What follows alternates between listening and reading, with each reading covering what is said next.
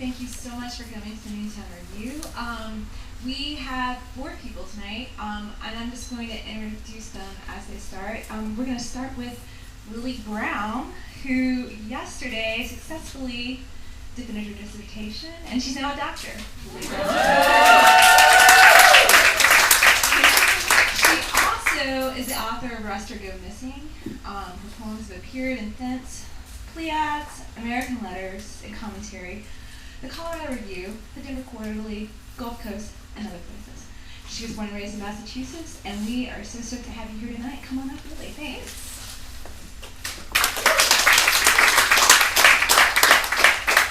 Thank you. Thank you to Deirdre and Al for having me, and to Avid for hosting this reading and many, many other wonderful events that I've been lucky enough to come to since Avid's been open. So thanks, Janet. Okay, I'm going to start with something from my book. Caroline Young was kind enough to bring me her copy because I couldn't find mine, and mine's a little bit torn up anyway. It's missing several poems. So partially my dog's fault, partially someone's fault who decided to tear out a page one year at a conference, but I sort of gave him permission, so I guess that's on me. So I'm going to just read one of these poems that Caroline folded the page over on, and I don't know if I've ever read this one at a reading. So it's called Family or Places. The nightclub is huge. The bouncer lets a flower in. You stumble out of your face. The shrub says affirmative and negative. A man presses his arm up to the wind. Pistols in the yard. Pistols all over the apartment die and handle my fingers. A man or a woman rolls his or her head back in the peopled auditorium. A child croons woe in the green place, hovers to kite on hill's horizon. Our time and its pictures are unrecognizable. Oh, look at that bad page tearing itself. So my poems often, I spent a lot of time talking about this in my defense yesterday, often kind of engage in the inevitable, I guess I would say, processes of personification of the natural landscape or of inanimate objects and projections onto those things as well. But they also usually try to point out that they're doing that at the same time as they do it to sort of show how complicated those processes are. So I don't know, maybe that's one thing to think about as you hear these. This one is called Might Be Round, but Appears Smooth. It's about moving into a tiny house on Cohen Street in Boulevard 4 years ago. If anyone knows where that is, it's off of Linden. We have new neighbors. Bikes tilt under lean-to of darkness. Sounds bump out. I copy someone's disjointed beat. I think he took his units, scrambled them on the mud-footed field, and one hook-shaped leaf after leaf, turning, failed to fix an other. This is my dream of falling through black, the train now baying its entrance. This is what I mean. I mean what I mean. For she who takes up likeness and throws it down, the screen winds open like a dog. That one also actually is partially about this poet named Laura Riding Jackson who didn't believe in metaphors or similes. And her life's work was writing this giant book of language philosophy in which she elaborated on her theory that words should only have one meaning and one meaning only. And if it seemed like they had more than one meaning, that meant that it was several different words, not one word. So anyway, sort of a little bit of like, hey, you can't avoid similes and metaphors. You can't avoid like looking around you and comparing things to other things. And this one was written in response to his Cy Twombly painting. After I went to see an exhibit called The Natural World at the Art Institute in Chicago.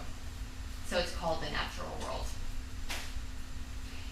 He drew dirty flowers, then clayey flowers, then mint against gray. Trees look like legs beneath low clouds. Blooms implode up close, mucked with color. Handles for the landscape, sea scraped of water, sketch with hidden humans. All skeletons look alike. They're walking stick bones. They're a chromatized privacy.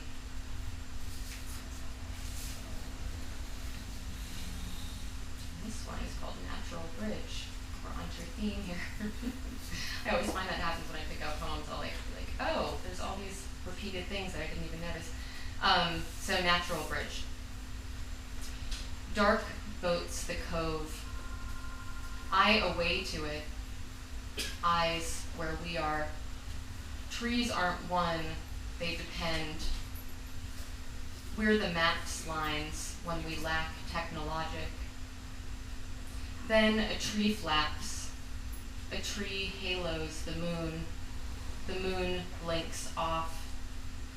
Around here, there's the present, and then there's anything else.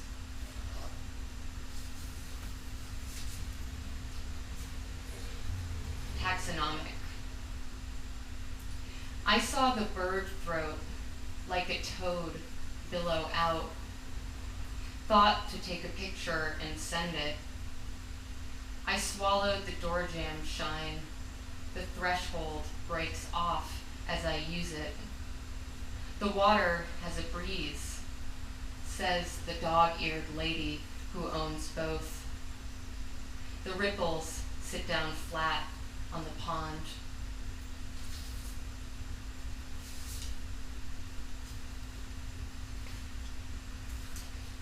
House home.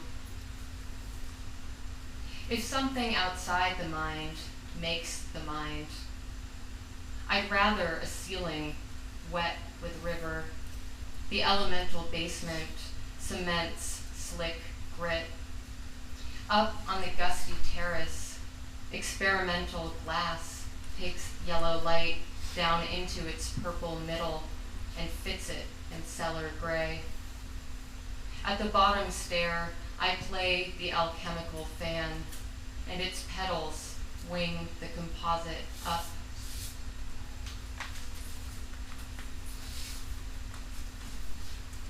Last summer I was up in Vermont for a month staring at a river out the window for 4 weeks, and so most of these poems, some of them were written there and they all have rivers in them, including this one. It's called Form. The wrinkling in my peripheral vision repeats. What's moving? Not the building, its bodies. The river beside. So close, we're almost in it. That'd be another state. Limbs in liquid, rock dented. Crushed a dead moth with my sleeve. Anywhere I lean, wing. And I'll just read a couple more. This one is called Blue Machine. Shelves of cloud stacked down. Then the brighter break, the mountain's dirty load. The building's touch gives the wind its pitch. And experience, the critic sharp upon abstraction, anything's that.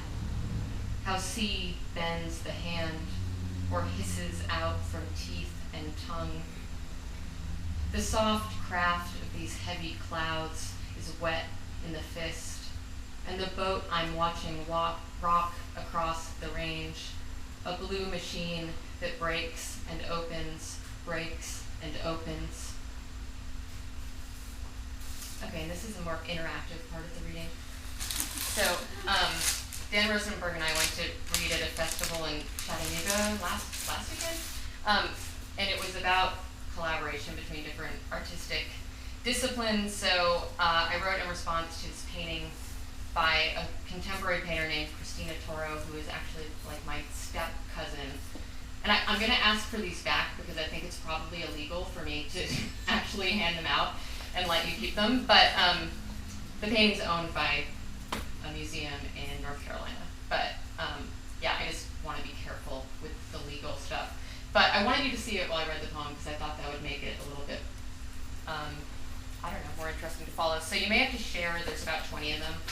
So maybe if people sitting right next to each other can share ones, that would be awesome.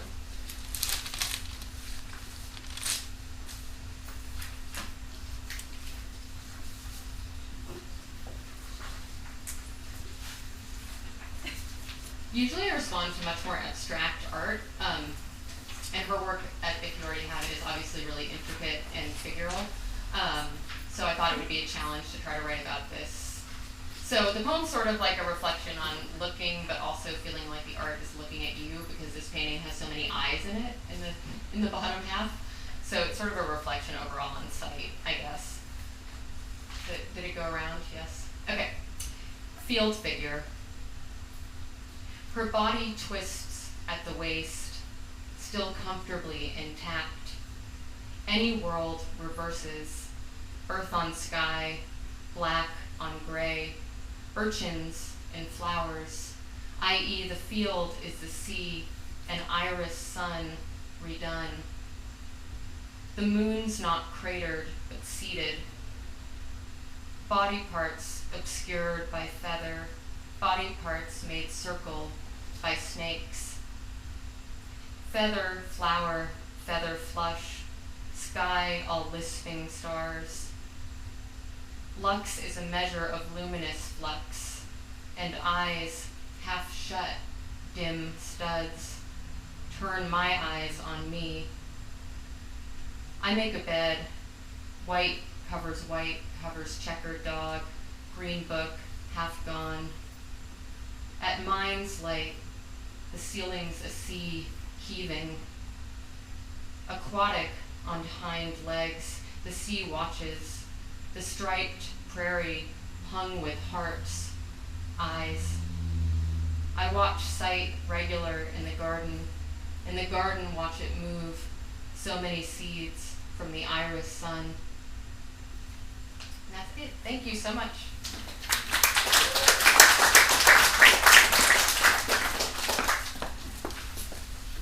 Thank you so much, Lily. Next up, we're gonna have a song by Amanda Kapousouz, so Cup Prophete. Her sound's twofold.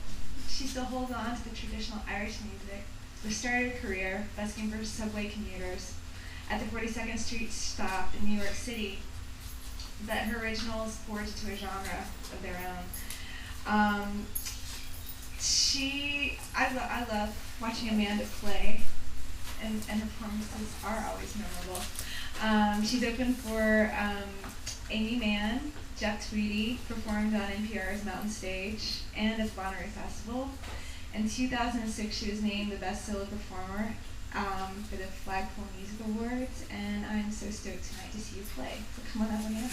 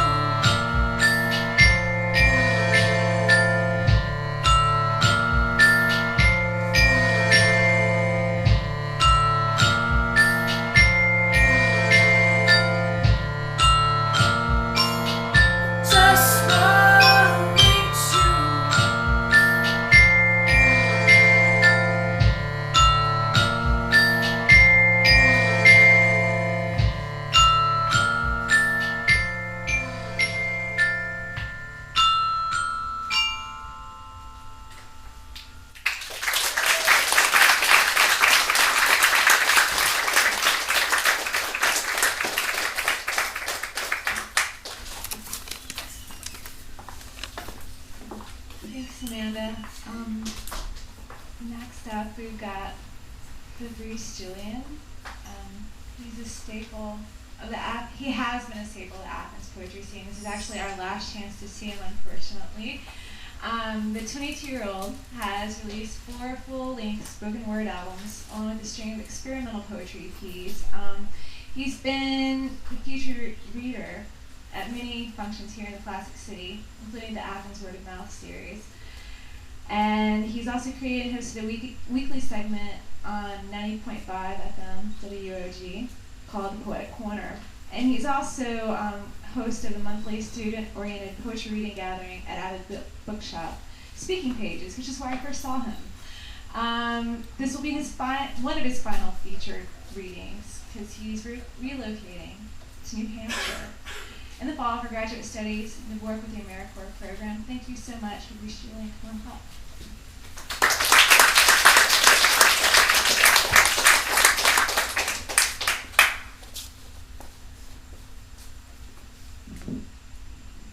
Thank you for that warm introduction. I'll begin by saying that writing and performing is nothing if it can't be read, heard, or shared. So I want to thank you all for being here today and for supporting an endeavor like this. The first piece is called Call It Monachopsis, from the Dictionary of Obscure Sorrows. Monachopsis, noun. The subtle but persistent feeling of being out of place, as maladated to your surroundings as a seal on a beach, lumbering, clumsy, easily distracted, huddled in the company of other misfits, unable to recognize the ambient roar of your intended habitat in which you'd be fluidly, brilliantly, and effortlessly at home. There isn't a word for this. I'll have to be damn near perfect in my word choice to ensure I can recognize this voice, begging to speak out of me years from now. It's about that ambivalent feeling you get coming back to something whose bad parts you had forgotten about, or perhaps willingly erased in mind, too blinded by the light of the good you had missed. That's too cryptic. Let's try this again. It's about that sad realization that you have built towers of something whose actual height ought be respected and accepted. It's about doing exactly what you had rehearsed in your mind, that distant mind that wished so much to be close to the dreams it crafted, creative attempts of times and experiences never to be had. It's about this 3 a.m. stroll leaving a bitter taste in your mouth, stained evenings you never cared to know, evenings that you fear will define the remaining pages of this chapter you attempt to read but are writing. It's that feeling and revelation that home has never been a comfortable experience. It's that feeling of shame coming upon you as you recall weeks prior and how urgent a need and necessity this was. There is nothing like coming to the conclusion that at your young age, you are destined for more mistakes like this one, where distance created a non-existent fantasy that thwarted the reality that your confused mind was never comfortable here to begin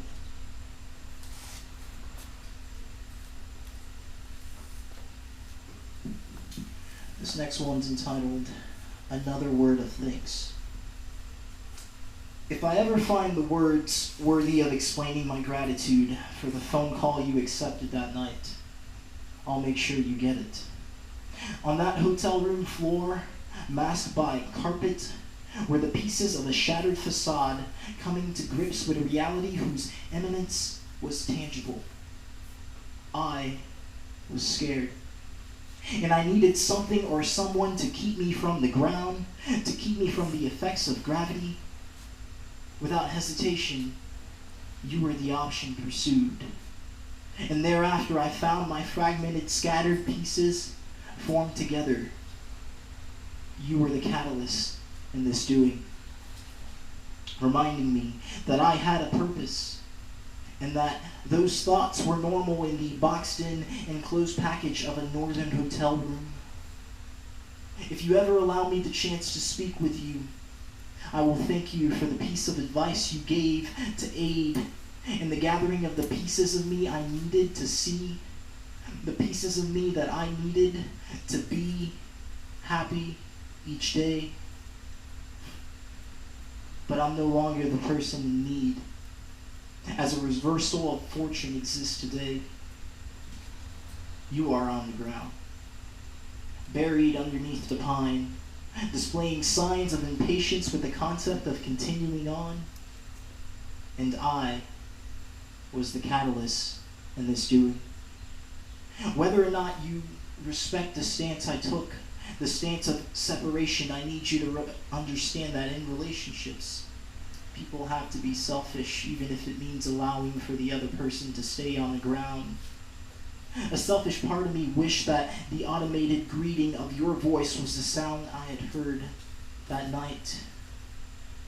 And the reality of such would have been much more difficult to deal with at the time, but I like to think that I would have eventually stood up.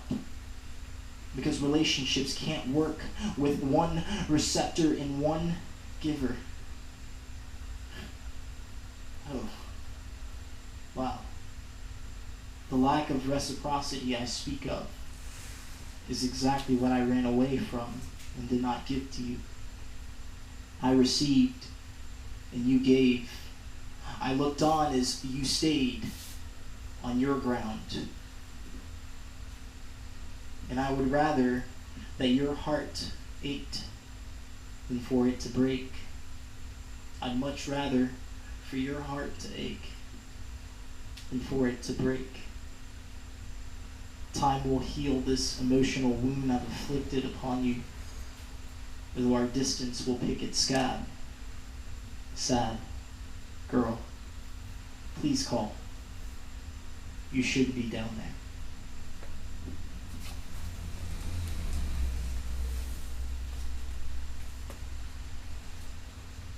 Alright, so this next piece, it's one of my favorite pieces to perform.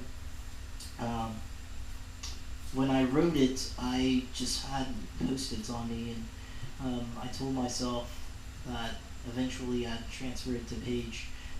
Still haven't. I just kind of taped them here to my notebook, and they're still here. So if one gets lost, I might freak out one day, but let's hope not. But it's entitled Bigger Than Thomas. For all the native sons in the world who wish to be bigger than Thomas, seeking and searching for the promised land, this is my paying homage to you. The shit you endure is unfathomable to the masses, a majority of whom pretend that discrepancies don't exist between the classes. Please remind them of your negligence. They placed you in this position years prior and through generations have looked on with blind eyes to negative elements to which you've succumbed and to negative stereotypes to which you've become, with hearts that feel nothing at these sights and demeanors that barricade the lights of exposure. A Civil Rights Act passed so that our grandfathers could be soldiers, protecting a freedom that they didn't have, a freedom that they wouldn't have, a freedom that they couldn't grab, letting the life that they led to surely be sad. And for what? Because of precedents and a lack of hesitance towards ways of the past and a reluctance to abolish ideas that should not last. This is for the native sons in the world who wish to be bigger than Thomas. This is my payment of homage. Because you exist. And I know you persist and it shows. Keep persevering and we shall grow. The native sons remember how at the age of 6, their grandfathers and the other grandfathers went into cardiac arrest. The native sons' grandfathers were taken to Grady and the others to Emory. And because of class, one set of grandfathers is here, the others are gone, fortifying discrepancies as they remain strong in our current world. Native sons, this is my painting of homage. In our world today, be bigger than Thomas.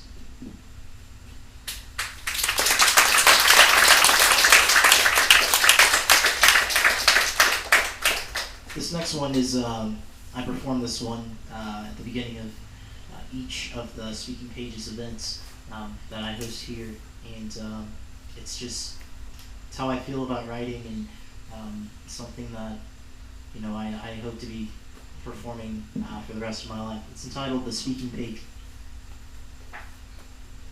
Touch me, the page exclaims, wanting this poet to stain his name on lines, uniform lines of blue that horizontally run through, permitting one to give life to thoughts, ideas, views, permitting one to effectively speak their blues. Feel me, the page exclaims, as it yearns to be held. These lines are each imprisoned, and the pen shall unlock their cells. And the page, a content victim, awaits as the mind prepares to unleash its hell. Love me, the page exclaims, with your position, your stance, your anger, your angst, your knowledge, your discontent, because I could be a refuge, a place for you to vent. You see these pages in myself. Our relationship is unlike anything I've ever felt.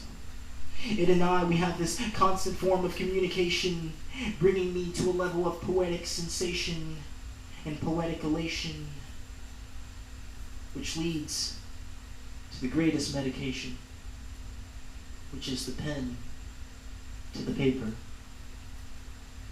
And as I take a step back, the poetic journal hastily calls out to me, stating, "Don't be another writer without a pen.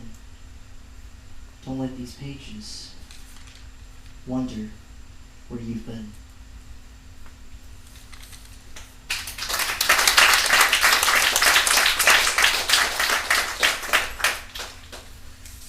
Got one more before I do my closeout set. This one,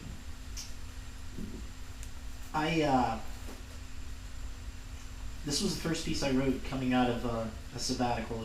Yeah, you're laughing. I'm 22. What does a 22-year-old know about a sabbatical? Exactly. Which is why I never intend to take any. But I did take one from writing for quite a few months, and wasn't intending to come back. But this just came out of me, and I'm grateful for that. It's entitled, "If I Can't Fix Myself." Your eyes, kind of blue yet bold as that note from Miles, they stare, wide-eyed, peering into this defeated soul of mine, coming to realize that I cannot be fixed.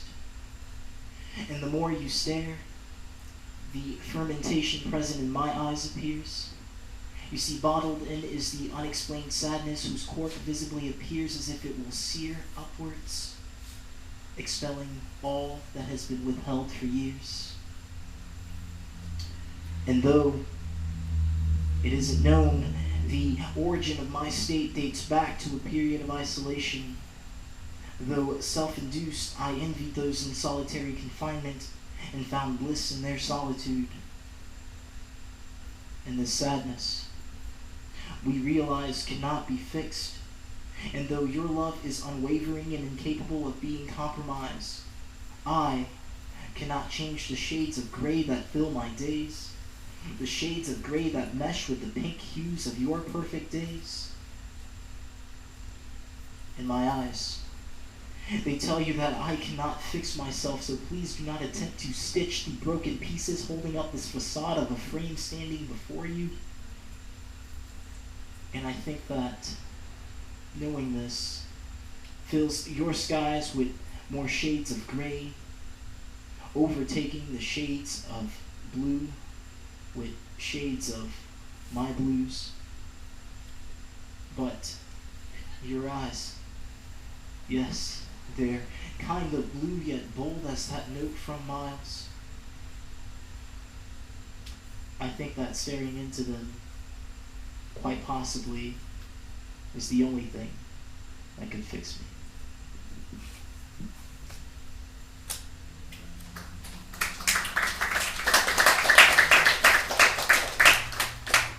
Alright, let's close it out. These next series of poems they're under a series called Homage, and they pay homage to different artists that include Coltrane, Davis, Dylan, and Mayer. And what I like to do is I like to go through someone's body of work, and from their body of work tell a personalized story using the names of their pieces.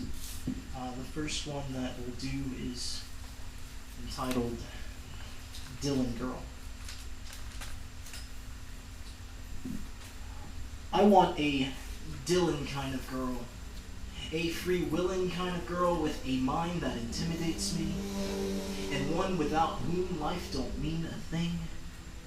My own version of Rotolo during the good years, a kind of Brownsville girl withholding Brownsville curls, one that'll be my baby tonight and one that ain't going nowhere, that can break that tight connection to my heart and cure the subterranean homesick blues that I can't shake off. I want a Dylan kind of girl who won't think twice and will know that all is right, making those around us envious and hopeful that we are temporary like Achilles, only to find that what we have goes beyond the horizon. I want a Dylan kind of girl that makes me lonesome when she goes. If you know her, say hello.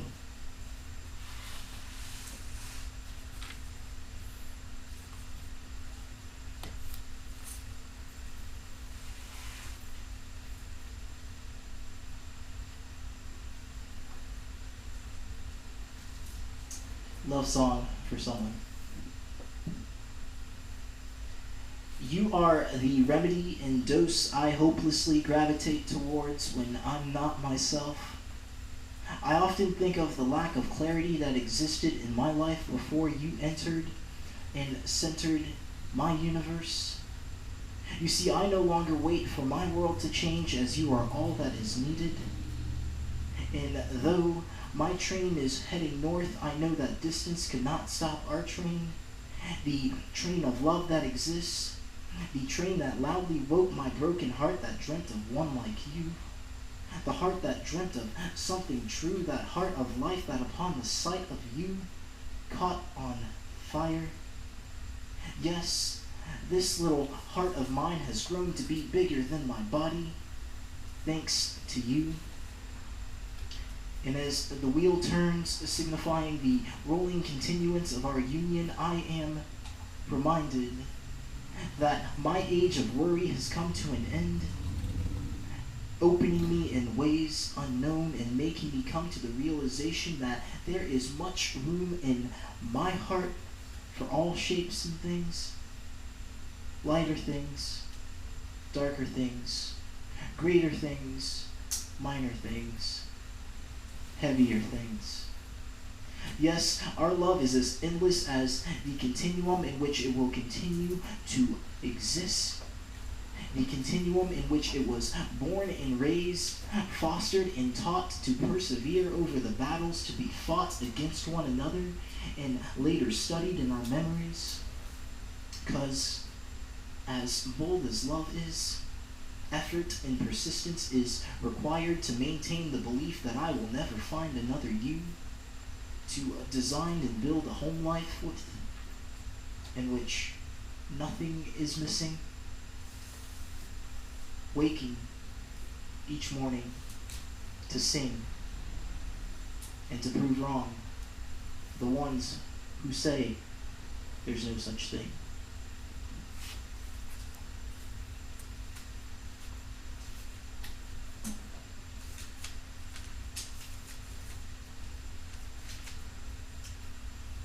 This next one's entitled Kind of Blue.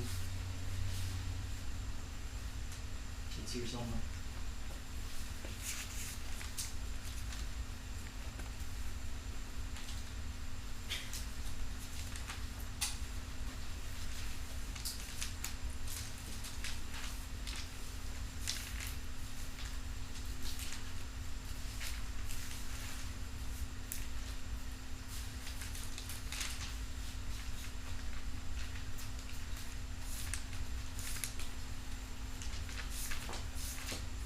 You made that feeling? Hope it wasn't on a post-it note. It wasn't on a post-it note. It's here.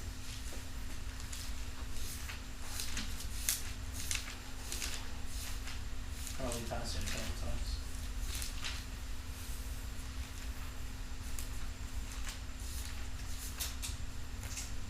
Found it. Kind of Blue. Flamenco Sketches is playing again, and I am drunk from the notes, played in the Spanish key.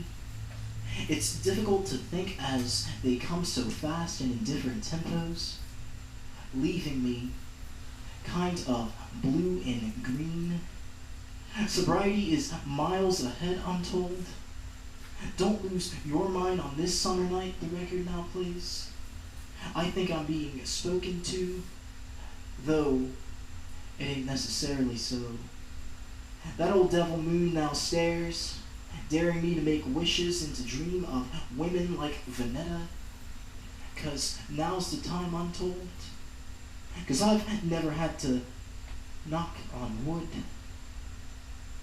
But if I do, I'll knock softly as in a morning sunrise. 'Cause I fall in love too easily. Just ask Mademoiselle Mabry. She had me quickly, early in the summertime.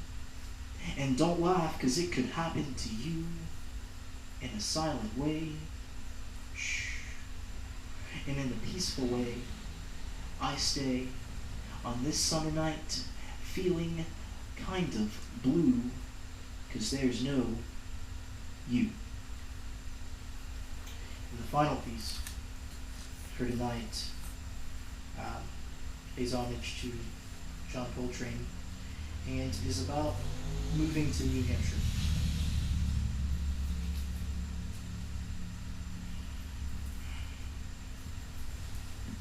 It's entitled Giant Steps. Giant steps, necessary for the embrace of the possibilities. The blue train will take me to those fields of green I met some years ago. Like someone in love, the thought process is clouded by visions of fog in July. What a lush life that awaits me in those fields of green, those vivid scenes of love supreme. These are a few of my favorite things. I'll be training in soon enough on that blue train, traveling north, looking right and wondering how deep is the ocean and how deep are the books Langston told me to throw in so long ago. Trickling down, slowly en route to the empty grounds awaiting them. Just you. Now just me. Stuff I'm partial to. Naima will provide the backdrop sounds to the chronic blues that have been evicted out of the space in my heart. A space they marauded, bringing now some resolution, acknowledgement in pursuance of the green space, awaiting my arrival. Those vivid scenes of love supreme that beg to say over and over again, you don't know what life is, but that they say it's wonderful. I'll be training into my one and only love. The thoughts leave me in a sentimental mood, pleasantly awaiting the ascension northward. Thank you. My name is Fabrice Julien.